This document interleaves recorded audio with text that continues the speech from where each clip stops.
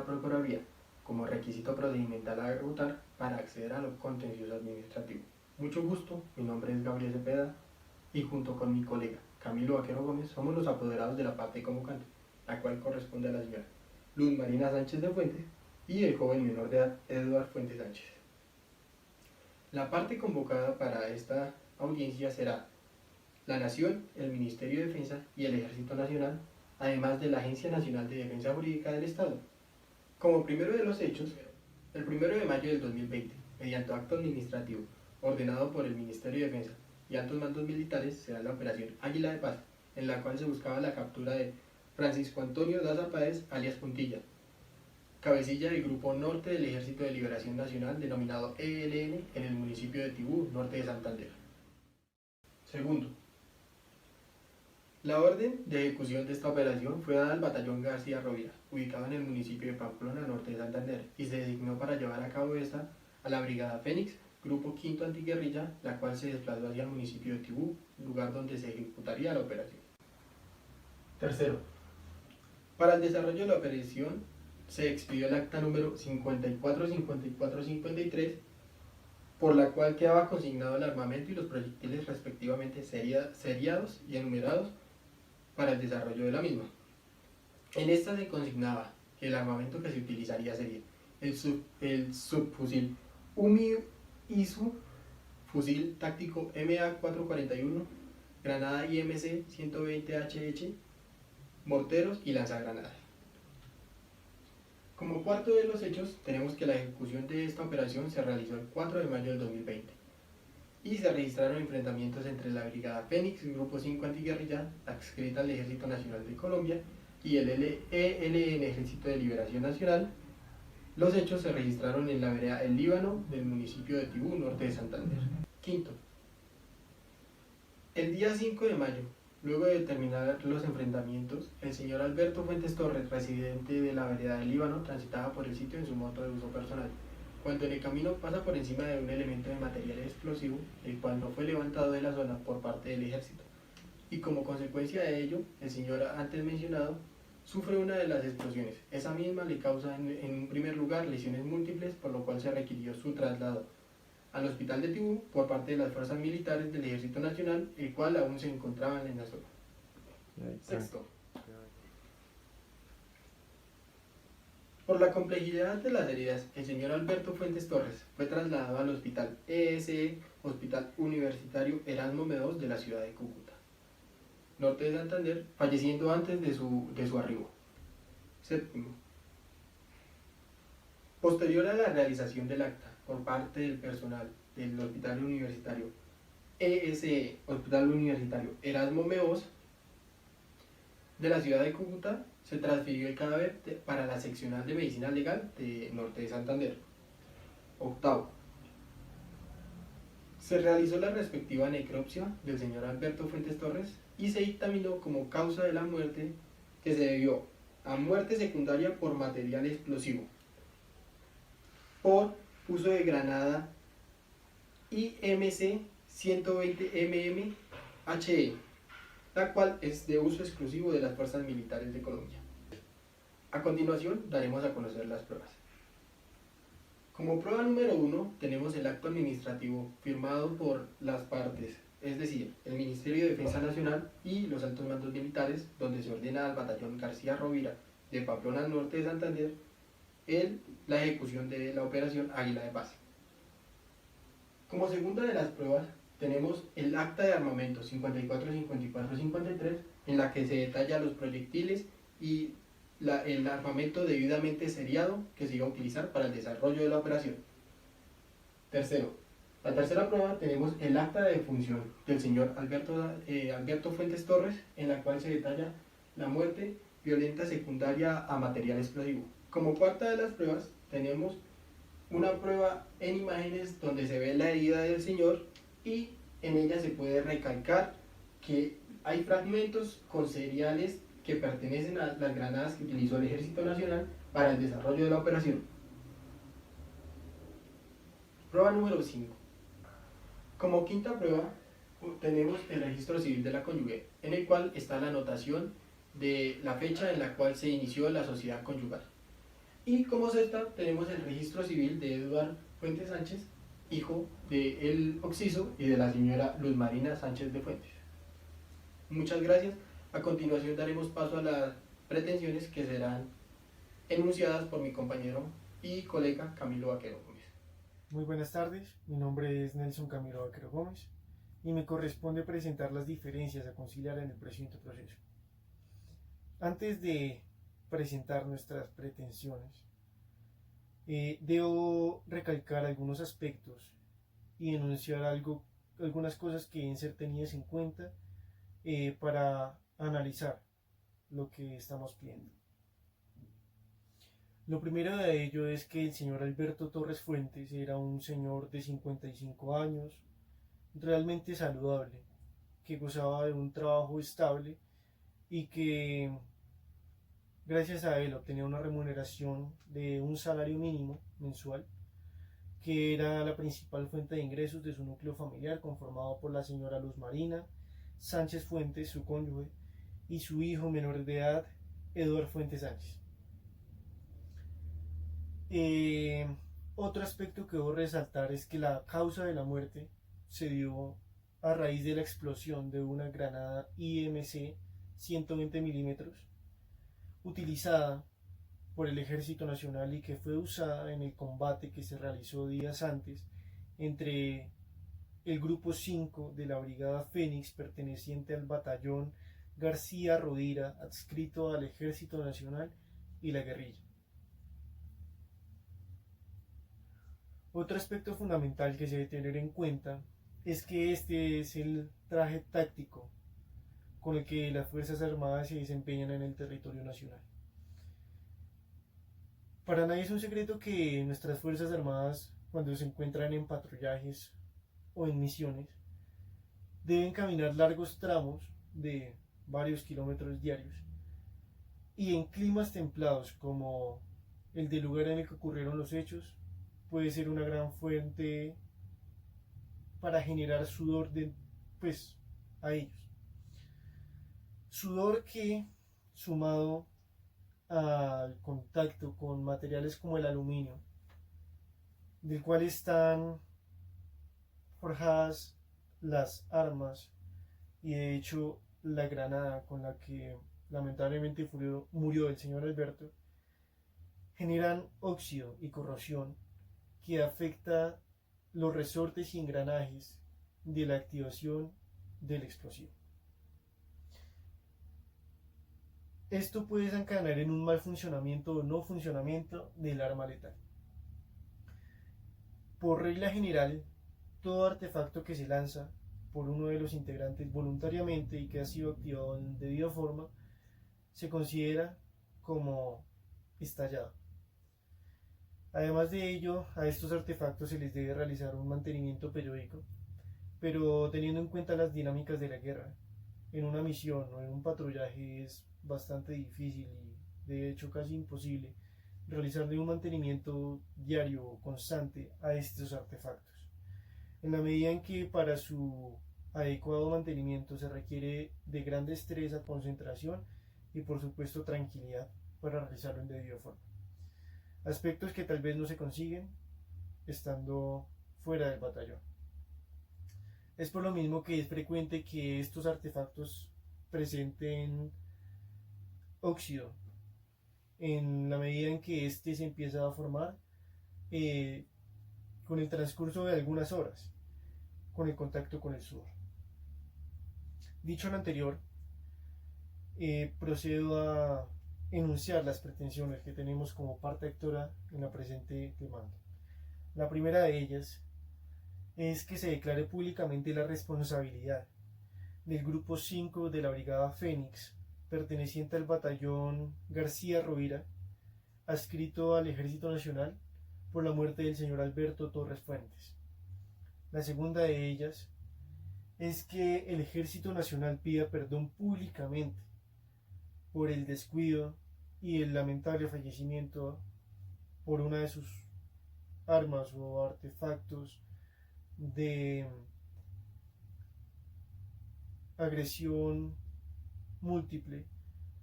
al señor Alberto. Como pretensiones económicas tenemos en primera medida, y en cuanto a daños materiales, la suma de 189.605.000 pesos, 232 pesos, por concepto de lucro cesante, en la medida en que el señor Luis Alberto tenía un trabajo estable del cual era remunerado con el salario mínimo, como ya se anunció anteriormente. El señor Alberto tenía 55 años. El promedio de vida en Colombia actualmente está garantizado en 73 años. Que si hacemos una ponderación de estas dos edades, tenemos como resultado que el señor Alberto todavía tenía un pronóstico de vida al menos de 18 años. 18 años en los que podía seguir enviándole y dándole sustento a su familia con su salario. Es por lo anterior que esto es la suma de esos salarios que la familia de Alberto va a dejar de percibir por su lamentable fallecimiento. Como segunda pretensión, y ya adentrándonos en el campo de los daños inmateriales, por concepto de daño moral, queremos que se condene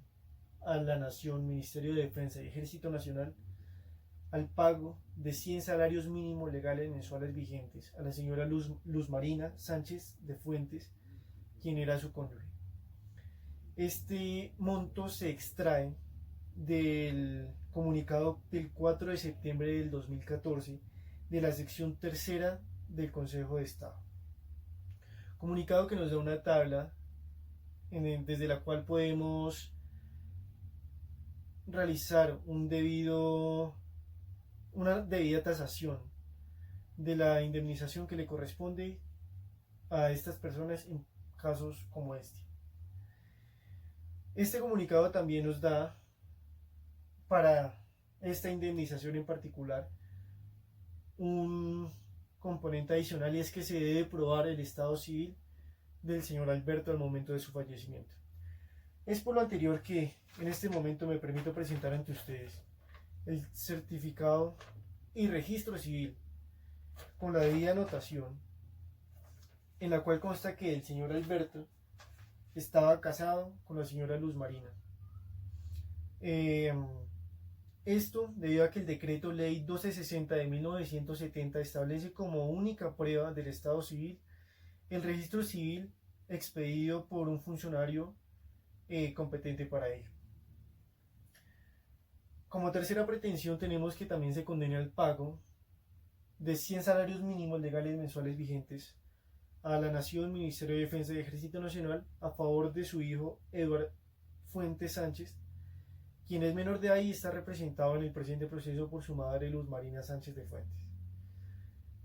No se debe probar lo anterior, su estado de consanguinidad, pero de todas formas, en el estado civil de nacimiento del menor consta el reconocimiento de su padre. Al momento actual, las pretensiones de 100 salarios mínimos suman un total de 87.780.300 pesos cada una. Es por lo anterior que la suma total de las tres pretensiones económicas que pretendemos como actores en el presente proceso da un total de 365.209.632 pesos. Y este monto es el cual queremos negociar y conciliar el día de hoy con ustedes. Muchas gracias.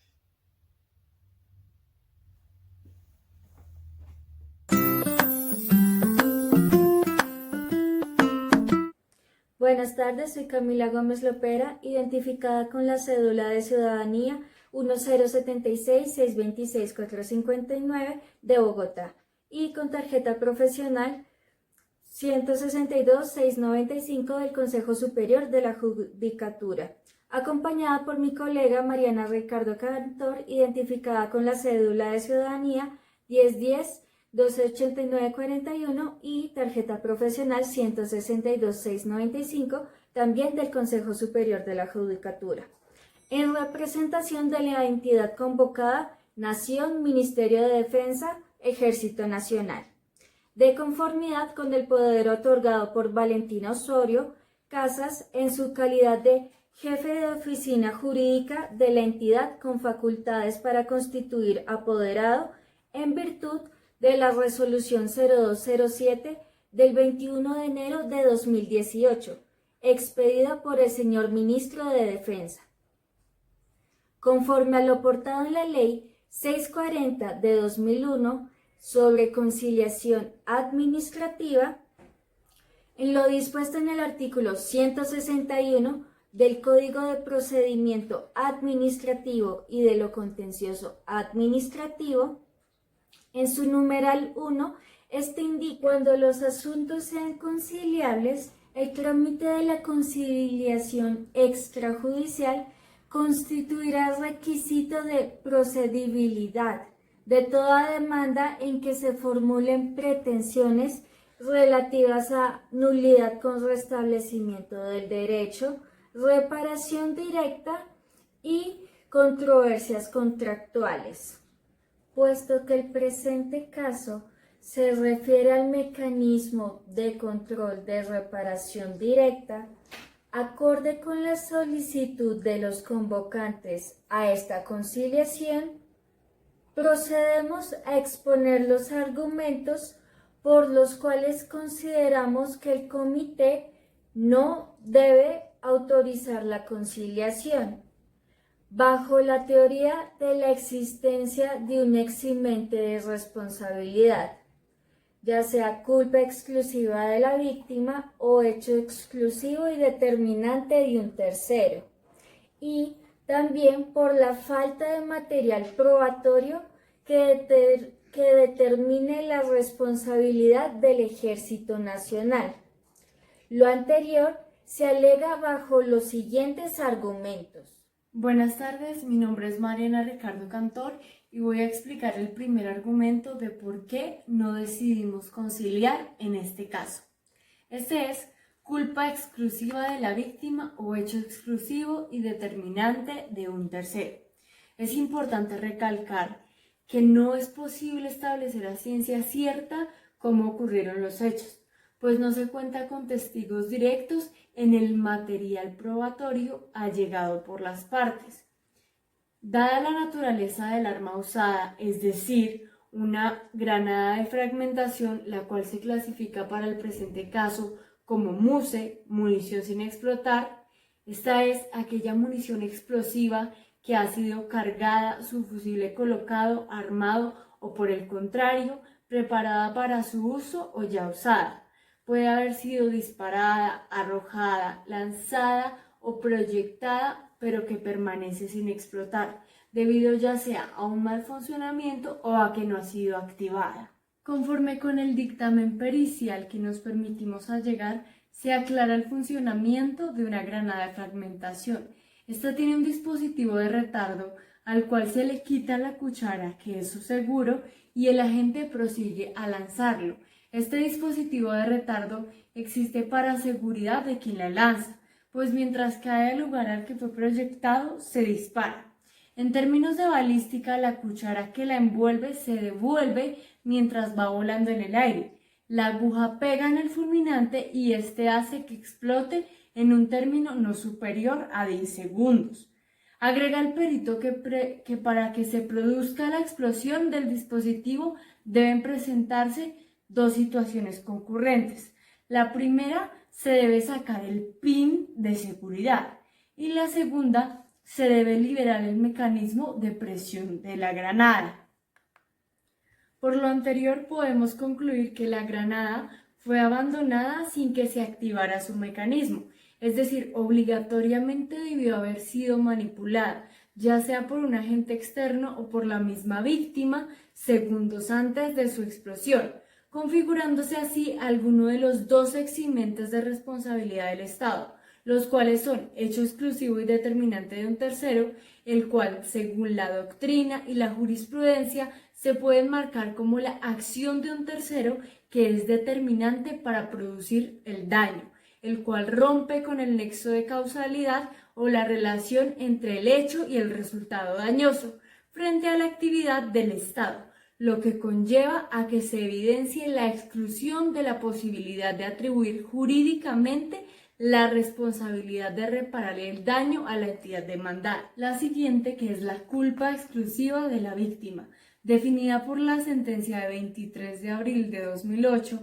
expediente 16235, con magistrado ponente Mauricio Fajardo Gómez, como el comportamiento de la persona lesionada o afectada que fue decisivo, determinante y exclusivo en la producción del daño, incluso en una participación parcial de la víctima en los hechos de modo alguno que determinaron la producción de dicho daño, como es el caso o como puede serlo. Como segundo argumento para no conciliar, aseveramos que no es posible determinar con plena certeza si la granada en cuestión pertenecía o no efectivamente al Ejército Nacional, teniendo en cuenta que la parte demandada allegó como prueba el acta de armamento 52-52-52 expedida por la Armería del Batallón García García. Si bien es cierto que ese tipo de armamento es de uso exclusivo de las fuerzas militares, en virtud del poder monopolizador de la coerción material en cabeza del Estado. Sin embargo, lo anterior se tiene en cuenta el decreto 2535 de 1993, el cual establece en su artículo segundo el principio de exclusividad y dice lo siguiente: solo el gobierno puede introducir al país, exportar, fabricar y comercializar armas, municiones, explosivos y materias primas, maquinaria y artefactos para su fabricación, y ejercer el control sobre tales actividades. En este mismo decreto, también en su artículo octavo, defiende el uso privativo de la fuerza pública y define las armas de combate y, por tanto, de uso privativo de la fuerza, aquellas utilizadas con el objeto de defender la independencia, la soberanía nacional, asegurar la convivencia pacífica, el ejercicio de los derechos y libertades públicas, el orden constitucional y el mantenimiento y restablecimiento del orden público, lo cual es importante para las autoridades. Posterior a esto, el artículo 9 del mismo decreto enumera una lista de las armas exclusivas para el uso de las Fuerzas Armadas, tales como, y las que más nos importan, cargas explosivas, bombas de mano, de aviación, petardos, proyectiles, minas y las que nos competen en este caso, las granadas de fragmentación. Sin embargo, no es procedente presumir la propiedad del arma, toda vez que, como ha dicho la Sala del Consejo de Estado, en sentencia del 16 de febrero de 1996, aunque esas armas sean de uso exclusivo de las Fuerzas Armadas, la realidad del país indica que también están en manos de grupos subversivos, tales como la guerrilla o los paramilitares. Como tercer argumento, tenemos la inexistencia de la falla en el servicio, el cual fue el título con el cual demandaron a la entidad del Ejército Nacional. La falla del servicio ha sido en nuestra jurisprudencia el título jurídico de imputación por excelencia para desencadenar la obligación indemnizatoria del Estado, puesto que el juez administrativo le compete una labor de control de la acción administrativa del Estado. Y si la falla del servicio tiene el contenido del incumplimiento de una obligación a su cargo, a cargo del Estado, No hay duda de que este es el mecanismo más idóneo para solicitar la responsabilidad patrimonial o simbólica del Estado, dependiendo de cada caso. Así, las obligaciones que están a cargo del Estado y por lo tanto la falla del servicio que constituye su vulneración han de mirarse en concreto frente al caso particular que se juzga, teniendo en consideración las circunstancias que circulan frente a la producción del daño que se reclama, su mayor o menor predecibilidad, y los medios de que disponían las autoridades para contrarrestarlo. Se le exige al Estado la utilización adecuada de todos los medios de que está provisto, en orden a cumplir el cometido constitucional en el caso concreto. Si el daño se produce por su incuria en el empleo de tales medios, surgirá su obligación resarcitoria. Por el contrario, si el daño ocurre pese a la diligencia, no podrá quedar comprometida su responsabilidad. En cuanto a la obligación de los soldados, estos responden por las municiones que utilizan, pero en combate, como se presenta en este caso, es difícil que tengan control cuando su vida está en peligro. Por lo anterior, aunque se tengan los informes de material gastado en combate, es normal que se pierda armamento y es una cuestión fortuita y accidental, difícil de prever y de regular. El Ejército Nacional no tiene una obligación establecida de limpiar o revisar cada zona después de mantener un combate, puesto que esto podría poner en riesgo las operaciones y, claro está, la vida de los soldados que prestan el servicio. Por lo anterior, no hay un fundamento de los peticionarios en cuanto al cumplimiento o no de una obligación del Estado. Para finalizar con esta intervención, podemos concluir que, si bien es cierto que las autoridades estatales están dispuestas para proteger a todas las personas en su vida, honra y bienes, ello no implica que cada vez que se afecten tales bienes jurídicos se genere automáticamente la responsabilidad estatal. Para probar la falla en el servicio, en la doctrina y la jurisprudencia dispuesta por el Consejo de Estado, se ha establecido que es necesario aportar las pruebas que determinen la relación entre la prestación del servicio por la entidad estatal, en este caso el Ejército Nacional, y el hecho o el daño causado a la víctima. En el presente caso, se quiso vincular el actuar del Ejército Nacional mediante la prueba de identificación de la granada de fragmentación. Sin embargo, esta identificación no es suficiente para alegar la responsabilidad del Estado, puesto que se evidencia que, acorde con los hechos ocurridos, se configuran dos posibles eximentes de responsabilidad, que tienen fuerza probable de haber ocurrido, bajo los argumentos explicados anteriormente, correspondientes al funcionamiento de la granada. Asimismo, la imposibilidad de identificar plenamente a quien le pertenece el dominio de la granada con la cual se provocó el daño. Por lo anterior, se demuestra que no existe la tan alegada falla en el servicio, por cuanto no hay una obligación clara del ejército y mucho menos su incumplimiento a un deber.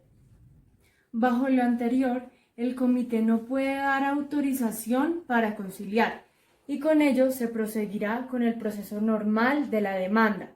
Como representantes de la entidad convocada, recomendamos la estrategia de defensa, puesto que consideramos que se puede demostrar que la entidad demandada no tiene responsabilidad y por lo tanto no será condenada en la jurisdicción contencioso administrativa en este proceso de reparación directa. Hasta luego. Gracias.